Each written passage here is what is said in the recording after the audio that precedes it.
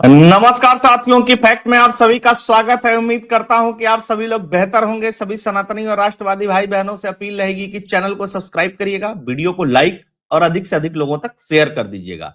सभी को होली की हार्दिक शुभकामनाएं और बधाई। दोस्तों, मुझे लग रहा था कि पश्चिम बंगाल में ममता बनर्जी का जो ड्रामा है वो अब खत्म हो जाएगा, लेकिन ममता बनर्जी और बिना ड्रामा के चीजें चलें, ऐसा हो नहीं सकता है। ममता बनर्जी को एक झटके में बर्बाद कर दिया, या यूं कह सकती है, कहिए कि ममता बनर्जी एक झटके में बर्बाद हो गई। और बर्बाद कैसे हुई? सुप्रीम कोर्ट ने किया। भाजपा नहीं कर पाई अब काम, चुनाव आयोग भी काबू नहीं कर पाया। सुप्रीम कोर्ट ने ममता बनर्जी को इस तरीके से काबू किया कि ममता बनर्जी और ममता बनर्जी के जितनी लॉबी थी, जितने वकील थे, जितने पत्रकार थे, सब चुप हो गए। उसके बारे में आप लोगों को पता ही है। इस समय बंगाल में एसआईआर के प्रक्रिया में 780 जज लगे हुए हैं। अब सोचिए, भूतो न भविष्यति, भारत में ऐसा कभी नहीं हुआ है कि चुनाव में स्क्रूटनी करने के लिए जजेज की नियुक्ति करना पड़े सुप्रीम कोर्ट को। 780 जज लगे हुए हैं, 780 जज, और 60 लाख लोगों की स्क्रूटनी कर रहे हैं। और जैसे जैसे स्क्रूटनी कर रहे हैं, अपलोडिंग का काम भी चल रहा है। तो अब आप सोचेंगे कि हुआ क्या, अचानक से क्या हो गया। 6 मार्च से ममता बनर्जी धरना देने जा रही हैं कोलकाता के अंदर। 6 मार्च से। और आज कितने मार्च है? 4 मार्च है।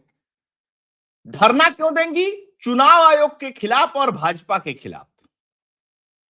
एसआईआर की स्क्रूटनी कौन कर रहा है? न भाजपा कर रही है और न चुनाव आयोग कर रहा है। कर कौन रहा है? 780 जज कर रहे हैं। यानी कि ममता बनर्जी यह बताने के लिए धरना दे रही हैं कि ये जज वज और सुप्रीम कोर्ट कोई मतलब नहीं है, सब मिले हुए हैं मेरे खिलाफ।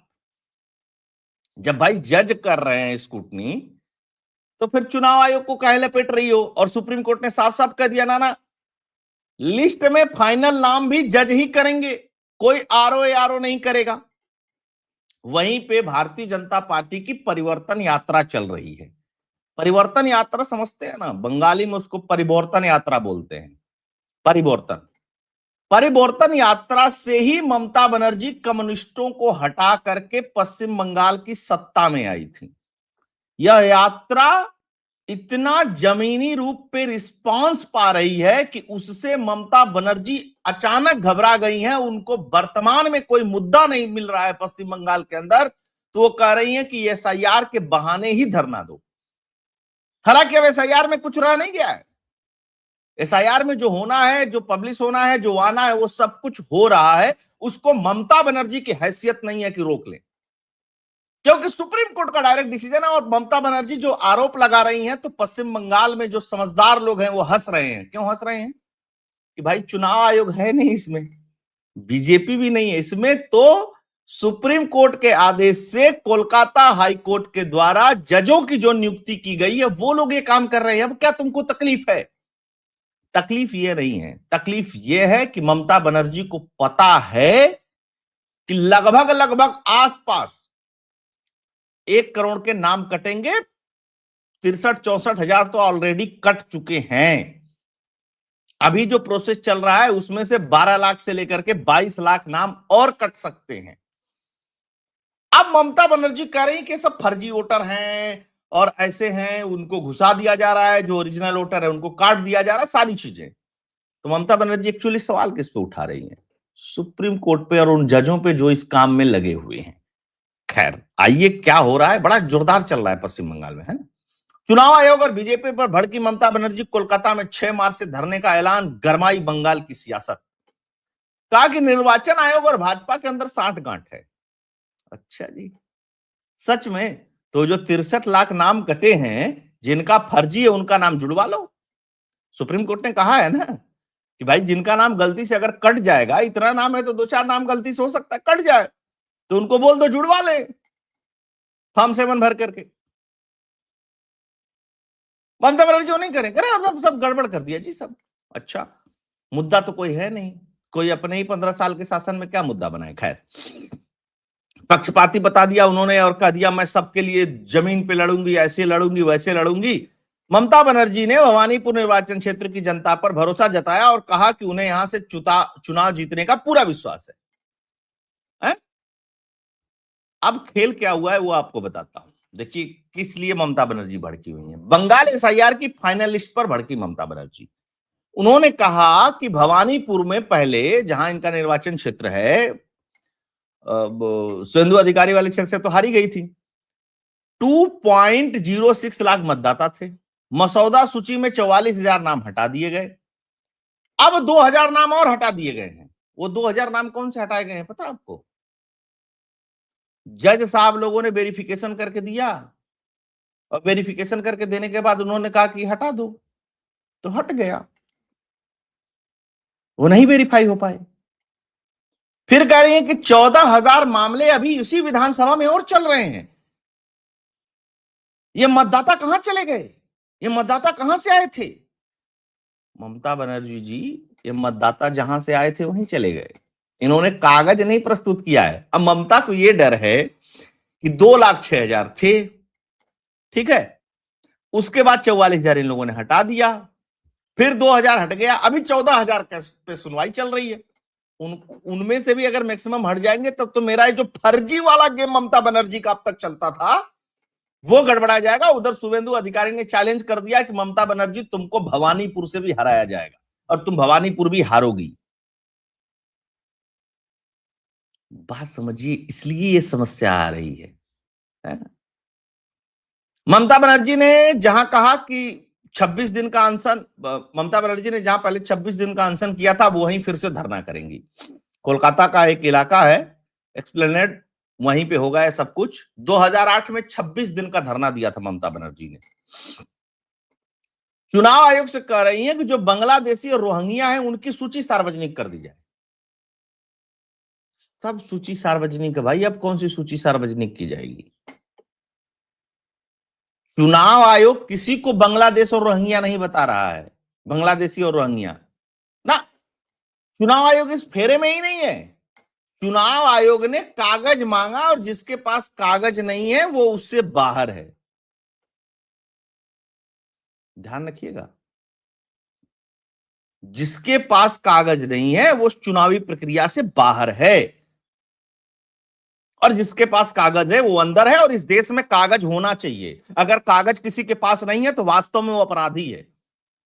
12-12, 14-14 कागज है यार। कह रहे कि कागज ही नहीं है मेरे पास। मेरे बाप का नाम भी 2003 2002 के वोटर लिस्ट में नहीं है, मेरे माता जी का भी नाम नहीं है, मेरे दादाजी का भी नाम नहीं है, मेरे पास कागज भी नहीं है, कुछ भी नहीं है। तुम्हारे पास गजब आलय बना रखा है यार देश में। 10वीं की मार्कशीट भी नहीं है। अब तो इस वाले 60 लाख वाले में आधार कार्ड भी वैलिडेट कर दिया है, आधार कार्ड भी नहीं है। वाह बेटा वाह, बहुत जबरदस्त, जोरदार। और सब लोग इसको मान भी ले। अब और चीज देखिए, बंगाल एसआईआर में 8% लोग हटे हैं, लगभग 63,66,000 नाम हट गए हैं, 8.3%। और 60 लाख जो है वो बेचारा धीन वाली श्रेणी में है। उनकी भी जांच हो रही है और जांच हो करके उनका भी रोल पे अपडेट होना शुरू हुआ है। ममता बनर्जी को लगा था कि हम इतना हल्ला मचाएंगे तो सुप्रीम कोर्ट क्या करेगा कि चुनाव आयोग से कहेगा कि भाई मई में चुनाव, एक काम करो कि अब एसआईआर की प्रक्रिया रोक दो, पुराने वोटर लिस्ट से चुनाव करवा लो, उसके बाद करना। तो ममता बनर्जी को लगा कि काम निकल जाएगा, पुराने वोटर लिस्ट से चुनाव हो जाएगा। इसके लिए अभिषेक मनु सिंघवी, कपिल सिब्बल, गुरुस्वामी, पता नहीं कितने बड़े बड़े वकीलों को हायर किया ममता बनर्जी ने। लेकिन सारे वकीलों की वकालत सुप्रीम कोर्ट के चीफ जस्टिस ऑफ इंडिया साहब ने खत्म कर दिया, है ना। और इस तरीके से खत्म कर दिया कि इनको बोला अधिकारी नियुक्त कर दो, इन्होंने अधिकारी नहीं दिया तो उन्होंने कहा ठीक है कोई बात नहीं, हम जज नियुक्त करवा लेंगे। अब जजों पे कौन आरोप लगाए, ये भी तो बात है ना, डायरेक्ट तो कुछ कर नहीं सकती। खैर, ममता के खेला की कार्ड बीजेपी का मास्टर प्लान तैयार है, टिकट बंटवारे से लेकर के फर्जी वोटरों तक पर नजर। अच्छा, भाजपा इस बार बहुत सावधानी से बिना हल्ला मचाए हुए काम कर रही है पश्चिम बंगाल के अंदर, इस बात को आप समझिएगा। टीएमसी के कैडर से लड़ना भाजपा के लिए बहुत मुश्किल है, बहुत मुश्किल है, क्योंकि वो कैडर नहीं है, वो राजनीतिक कैडर नहीं है, वो गुंडों का कैडर है। और गुंडों का कैडर मोहल्ले मोहल्ले जाकर के लोगों को धमकाता है कि अगर ममता की सीट यहां से हार गई, टीएमसी यहां से हार गई, तो उसके बाद तुमसे बदला लेंगे। इस बात को समझिएगा। और ये कैडर कैसे जीता खाता है? वही तोलाबाजी से, लूट घसोट, सरकारी योजनाएं, ममता बनर्जी के रहमो करम, पार्टी ऑफिस से पैसा मिलता है, उसी से इन सबों का काम चलता है। तो भैया उनकी तो रोजी रोटी है। अब उनकी रोजी रोटी छीनेगी तो वो अग्रेसिव होंगे ही होंगे। इस बात को समझिएगा। और मैं पहले भी कहा हूं कि पश्चिम बंगाल में भैया खून बहाने के लिए तैयार रहना चाहिए सत्ता परिवर्तन के लिए। ये पश्चिम बंगाल का बहुत पुराना इतिहास है, और कम से कम डेमोक्रेटिक जो इतिहास है उसमें तो ऐसे ही लगा है कि आपको सत्ता परिवर्तन करना है तो आपको लाठी डंडा गोली ये सब चीज से तैयार रहना चाहिए। लेकिन बीच में ममता बनर्जी को समस्या ये हो गई कि एसआईआर होने लगा। अब ये करें तो क्या करें भाई? हुआ ना, एसआईआर करने वाले कर्मचारियों पे लाठी डंडे बरसाए गए, फॉर्म 7 फॉर्म 6 फाड़े गए, लोगों को बताया गया कि मर गए लोग, बीएलओ में बड़ी तकलीफ में, सब कुछ कहानी बुन करके ममता बनर्जी थक गई। इनको लगता है कि अब धरना ये देंगी तो इनका साथ बंगाल के लोग देंगे, और वो साथ मिलना ममता बनर्जी के लिए बहुत मुश्किल चीज हो गई है। हालांकि बताया जा रहा है कि पेड कार्यकर्ता आएंगे उस धरने में। खैर है, बंगाल में बीजेपी की परिवर्तन यात्रा ममता बनर्जी के लिए कितनी बड़ी चुनौती? ये 5,000 किलोमीटर की जो यात्रा है ममता बनर्जी के लिए बड़ी चुनौती है पश्चिम बंगाल में।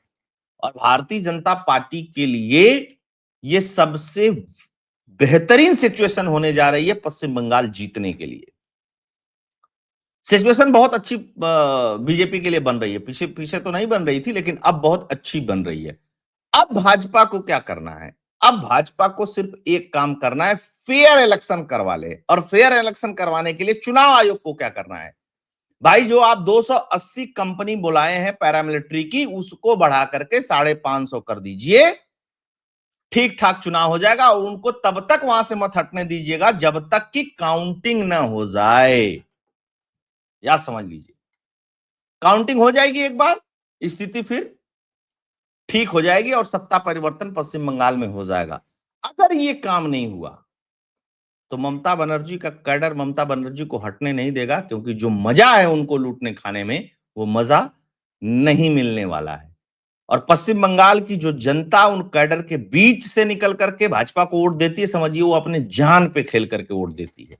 तो भाजपा को इस चीजें याद रखनी चाहिए। हालांकि अब माहौल जम गया है पश्चिम बंगाल का, है ना? और उस माहौल को जमाया असली तो सुप्रीम कोर्ट ने है भाई। इसकी तो दाद देनी पड़ेगी सुप्रीम कोर्ट को, मतलब जबरदस्त। अब दोस्तों, एनालिसिस कंटेंट फैक्ट्स आप लोगों को पसंद आया होगा।